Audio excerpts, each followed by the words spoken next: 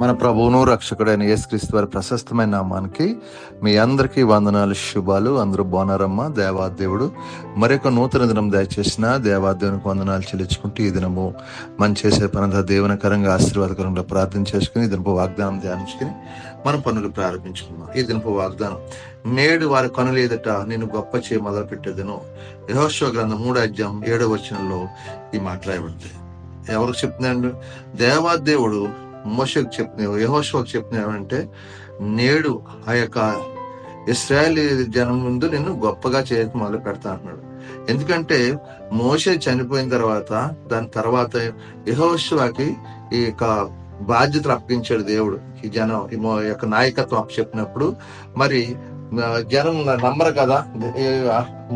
మోషే ఎన్నో అద్భుతాలు చేశాడు. మోషే ద్వారా దేవాదేవుడు ఎర్ర సముద్రం 2 పాయలు వేయించాడు, ఆకాశం మన్నాను కురిపించాడు, అనేక అద్భుతాలు మరి ఇశ్రాయేలు జనం నుంచి కనిపించాడు. కాబట్టి మోషే గాల్లో వాళ్ళకి బయలుతుండేవారు. కానీ మోషే చనిపోయిన తర్వాత యెహోషువ మరి కొత్తగా బాధ్యతలు అప్పచెప్పినట్టు మరి ఆ నాయకత్వం అప్పచెప్పిన మరి వీళ్ళేమని, నేడు ఈ వారి కన్నుల దగ్గర నేను గొప్ప చేయ మొదలు పెట్టదని దేవుడు వాగ్దానం చేస్తున్నాడు. ఎవరికంటే యెహోషువకి.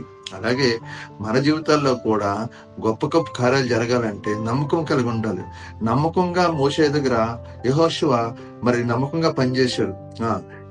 చేతులకు నీ కడుకొని నీళ్లు అందించి కూడా పనిచేశాడు. అనేక మంది బిడ్డలు ఉన్నాయి కానీ మరి మోషేనే దేవుడు ఎందుకంటే నమ్మకం కలిగి ఉన్నాడు.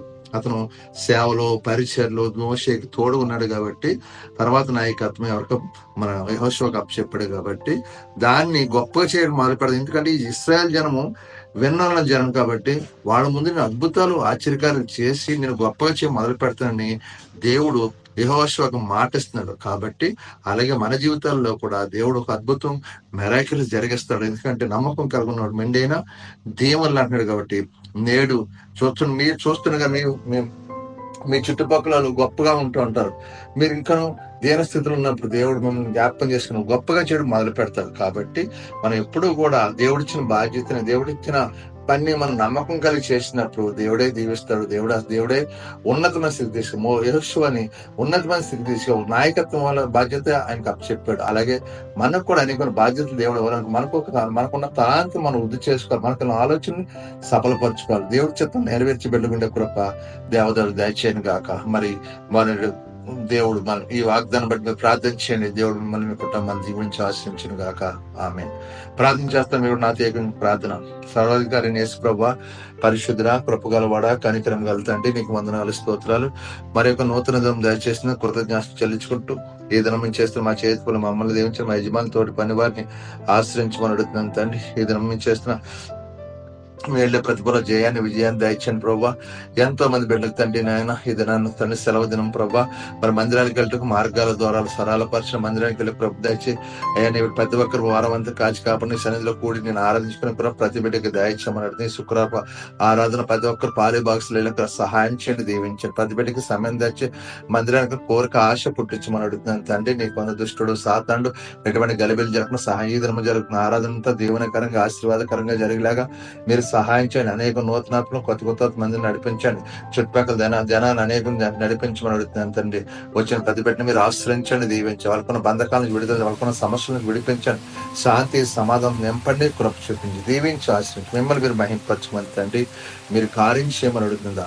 ఆశ్చర్యకాల అద్భుతాలు చేసేవాడు తండ్రి, నీకు వందనాలు. మీరే సహాయం చేసి దీవించి మిమ్మల్ని మహింపరచుకొని మీకే మహిమా ఘనత ప్రభావం పొందుకోమని యేసు పరిశుద్ధం అడుగుతుంది తండ్రి. ఆమేన్. ఆమేన్. వందనాలు. దేవుడు మిమ్మల్ని మీ కుటుంబాలు బహుగా దీవించి ఆశ్రయించును గాక. వందనాలు. ఆమేన్.